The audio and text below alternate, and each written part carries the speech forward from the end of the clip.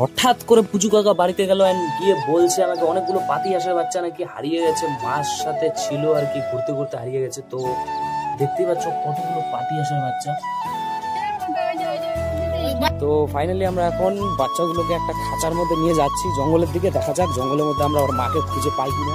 যদি পাওয়া যায় তাহলে তো আজকে ভাই মানে একদম খুবই একটা ভালো কাজ করতে যাচ্ছি আমরা। উপর দিয়ে ওই তো টিয়া পাখিগুলো যাচ্ছে।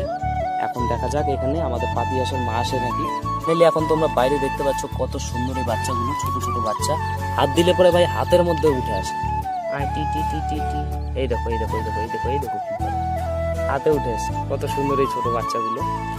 তো গাইস ফাইনালি এখন পাতি হাঁসের মা চলে আসে। ওই যে দেখতে পাচ্ছ পাতি হাঁসের মা, একটু জুম করি। আর এই যে বাচ্চাগুলোকে পুচু কাকা এখন ছাড়বে। ভাই দেখা যাক এখন পাতি হাঁসের মা কি বাচ্চাগুলোকে নিয়ে যেতে পারে কি পারে না। আমরা অনেক চেষ্টা করছি ভাই একটা সোশ্যাল সার্ভিস করার। দেখা যাক এখন। যা যা যা যা যা যা যা যা যা যা মায়ের কাছে যা, মায়ের কাছে যা।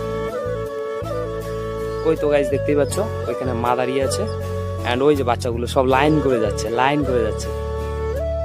ও ভাই কত সুন্দর ভাই দৃশ্য, দেখো দেখো দেখো। এই যে আরেকটা বাচ্চা,